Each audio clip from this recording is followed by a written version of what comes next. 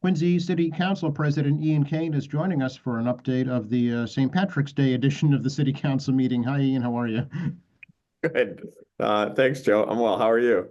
I'm doing well, thank you. Saw a lot of green at the council meeting last night. Yeah, pe people were wearing green. My mother sent me a message asking me where mine was, but I think in my mind, St. Patrick's Day had been celebrated uh, throughout the duration of the weekend, really. So got my green in another day.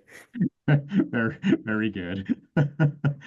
So it looked like it was, from just looking at the agenda, it didn't look too controversial, but I know there was some heated discussion last night.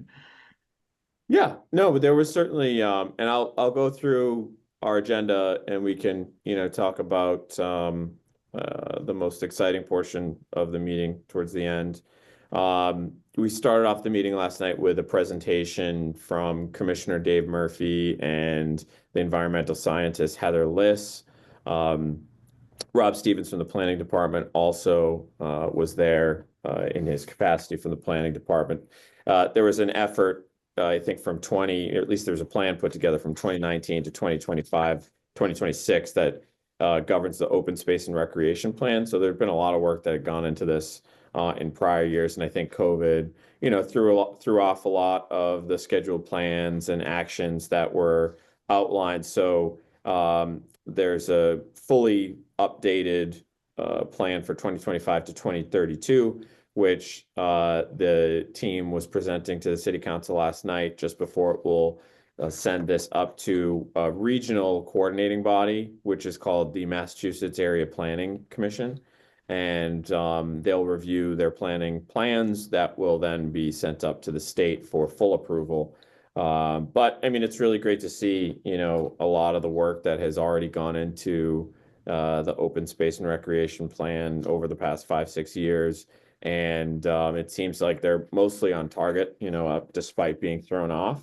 But it just, categorizes what open space is and what the intentions are for some of these projects, obviously, in order for people to some of the things that were just highlighted: promote healthy lifestyles, improve air quality, create habitat for wildlife, provide flood protection, restore soil, stabilize neighborhoods, promote social interaction, increase access to healthy food, and capture and clean stormwater.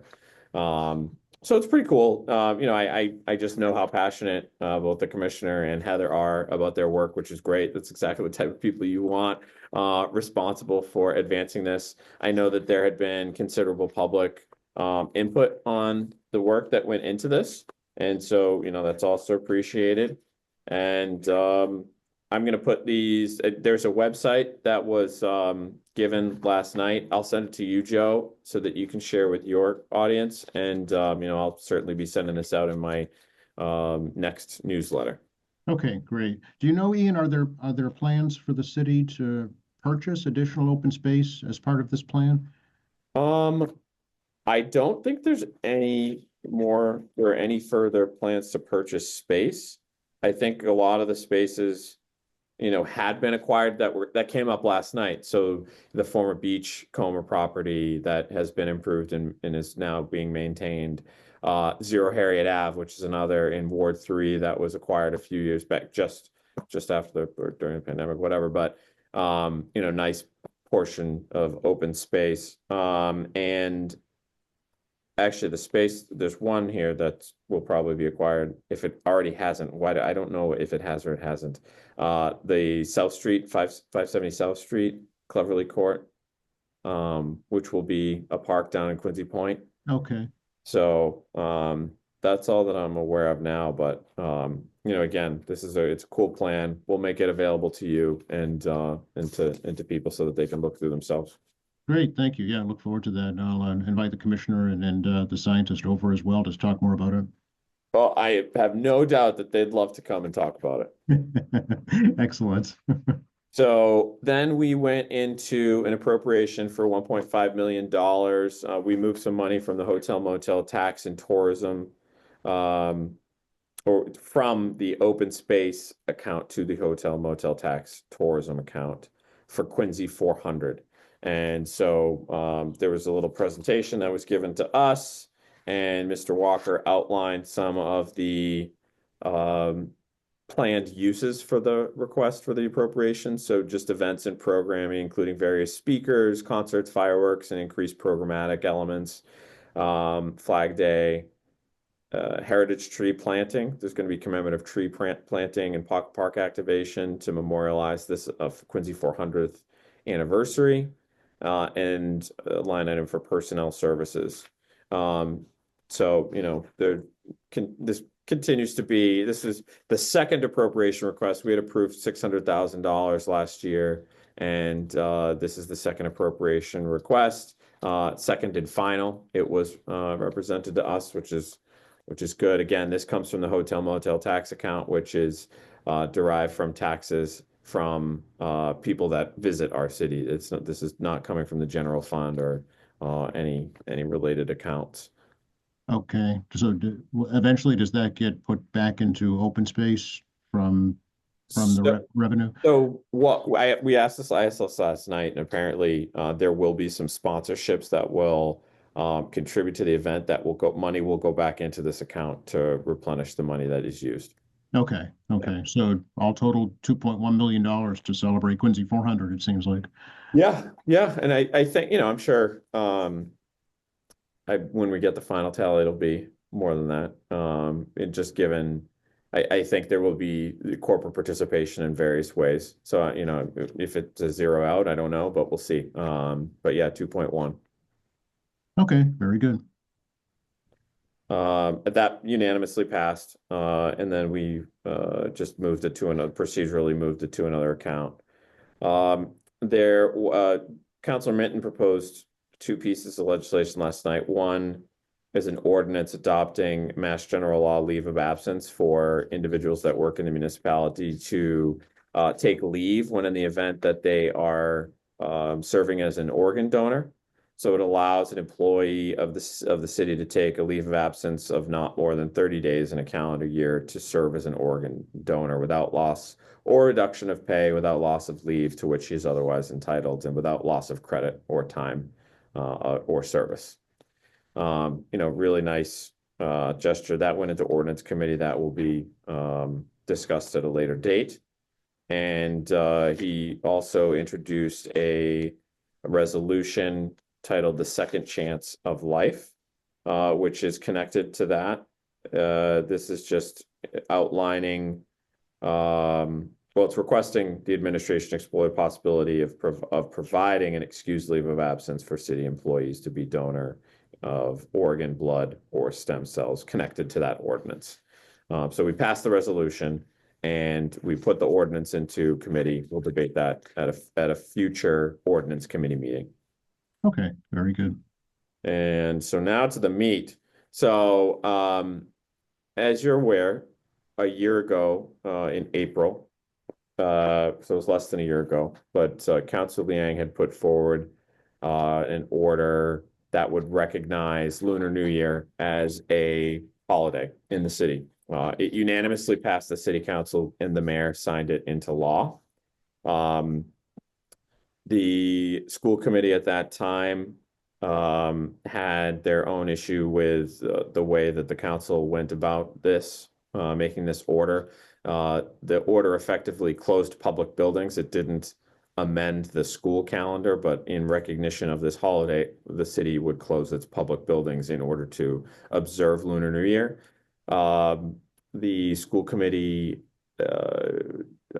believe they went out and got a legal opinion that said that, you know, that's within their purview to close the building or to, you know, whatever, maintain the school calendar, and that they wouldn't. And just for historical context, you know, this is a matter that had come before the school committee on 3 occasions. There's been an opportunity to vote on having Lunar New Year observed as an official holiday. It has never passed.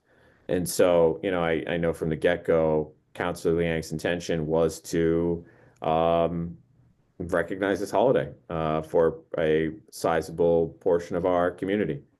So, you know, the ordinance was passed, the law's on the books. The resolution that was put forward last night by Councilor Liang was to effectively enforce this law that's on the books. It's instructing the solicitor to take further action in order to enforce this law, because the law wasn't challenged and the law's just sitting there. So what are we passing laws for if they're not going to be enforced?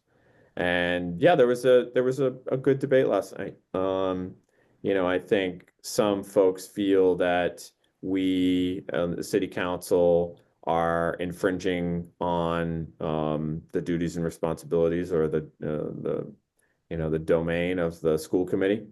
Others believe this is something that we should be honoring and moving forward. And we're kind of not honoring a sizable portion of our community and their desire to honor this as a holiday. I personally, I commend my colleague, Councilor Liang, for sticking with this. And I think that this for us was a reaffirmation vote that we took last night. It didn't go unanimous; it went 7-2. But this was to me a reaffirmation of the sentiments that we unanimously supported a year ago. So I don't know what more changed, and I certainly, from the get-go, never saw this as a city council versus school committee issue. The school committee had their business. They decided what to do, and we in the city council had our business, and we just made decisions on what to do too. But I in fact, I don't even understand why it's such a complicated issue. Given that, as I continue to say, this is a sizable portion of our community, and this isn't trying to divide anybody. This is actually about community building and recognizing some of the rich cultural aspects that exist here. And some folks had suggested last night picking certain schools and based on their percentage of Asian population and allowing them to close. And I think that's kind of crazy. I mean, that's more division than it is bringing people together. Are we going to start percentaging Christians and Jews and Muslims and whatever else so that those particular schools can celebrate holidays? No, I don't think so. So we'll see what happens from here. I think I feel pretty sure that the school committee will not be pleased with this decision, or at least the movement. I don't know what will happen, if there will be enforcement by whomever would enforce this for public buildings to close when Lunar New Year is observed. But I do commend Councilor Liang for her leadership on this and for just trying to do the right thing. And I think this is it's meaningful to her and to a considerable portion of our city's population. So just to be clear, Ian, that the initial order that the council approved last year doesn't specifically say that the schools have to close for Lunar New Year. It's just all public buildings. Is that right? Yeah, public buildings. Yeah. Okay. Yeah. So it's the schools that are contesting that? Yeah, because it somehow infringes on their deliberative powers that control the school calendar. So, and the question I asked was, well, wouldn't I don't know. Again, these are details that if this was something that was to be enforced, then wouldn't a message be received by the deliberative body that this is a law? So, I brought up Juneteenth because Juneteenth is a new holiday, and federal holiday, that was made by an executive order, during COVID, right? I think. Yes, President Biden. Yes. Yeah. And all of a sudden that's a new holiday, but I didn't hear anybody complain about that. And that's not anything that, at least I've, as a half black person, ever grew up with, knew about, asked for, and I've never heard anybody asking for it. But this is something, Lunar New Year, that is already part of our community. This is something that's widely celebrated. Do you know, or do other public schools observe it as a holiday here in Massachusetts? In the state? No, I don't know. Okay. I think Councilor Harris brought something up last night about different states. There might be 8 or 9 states that observe the holiday. So, Oh, okay. yeah. So could a route be to make it a state holiday? Yeah, I mean, I said that last night. I said, oh, I didn't realize we should have gone about this by home rule petition, you know? So you passed the resolution last night. We passed that resolution. Okay. Yeah. And it remains to be seen. As I recall, the school committee's already voted on the 2026 school calendar, and they voted against making Lunar New Year a holiday. Is that right? That's my understanding too. Yeah. Okay. Okay. Stay tuned for that one, it sounds like. Yeah, stay tuned for that one. And then there were $2,300 and $2,350 for various from various donors for DARE last night, which we approved. Okay. Very good. Yeah. And your next meeting?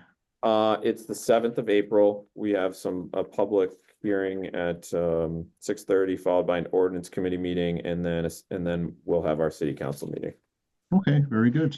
And any Ward 3? I know you just put your newsletter out not too long ago. Ward 3. Yeah, thank you. I put out our newsletter, and of course I don't have the dates in front of me, but I announced two town halls. If you can bear with me for 2 Sure. seconds, I'll tell you the Sure, date. yeah. The first one will be Jim Devine, Councilor Jim Devine from Ward 4, and I had hosted a public meeting last week or a week and a half ago about a proposed development across from the Common Market. And out of that meeting, there were a whole host of traffic issues that really came out that were, irrespective of whether or not this project will happen. And so I said, you know what, why don't we get everyone together again? We'll get TPAL, the Transportation Parking Alarm and Lighting team, and we can have a focused meeting on traffic and parking issues. So Councilor Devine and I are co-hosting that meeting on Wednesday, March 26th at 6 p.m. at the Bernazani School on Furnaceburg Parkway. And I also, I think that another thing that comes up in the background, obviously we're going through weird times in the economy, and costs are all over the place. Housing costs are sky high. And I wanted to be able to give people maybe tools that they don't necessarily work with on a regular basis. I think, financial planning and financial literacy is very important. And so I've brought in 2 friends who, one's a financial advisor, another one works in real estate, who are very familiar with, the area. And so wanted to offer people, and they've offered their time, to talk about sort of financial planning 101 and, budgeting, and talking about planning for, home ownership. We'll get an overview of what's going on in the real estate market locally and regionally, and how it connects to sort of the costs of everything. And, just a different sort of town hall than I've previously hosted, but we'll be hosting that on Wednesday, May 7th at Central Middle School, and that starts at 6:30 p.m. Oh, very good. Okay. So, yeah, and we used to do actually, I guess pre-COVID, we did a lot of these town halls. We'd get, department heads to come in and just connect directly with people, because usually we serve as a middle person anyway. I always say we're the kind of WD-40. If they aren't, if their engines aren't working, just give us a call and we'll make sure people are being responsive. But we wanted to have these, which seem very pertinent and timely. Yeah, excellent. Okay, very good. Appreciate that. And if folks want to sign up for your newsletter, Ian, how do they do that? Send me an email at icain@quincyma.gov. And I've been sending out letters for almost 10 years now. And you would think that I'd have a bigger email list. It's funny. So please send me your emails so you don't miss out on these things. All right, we'll help you get the word out. Okay, thanks, Joe. Thank you. Talk to you later. All right, bye-bye.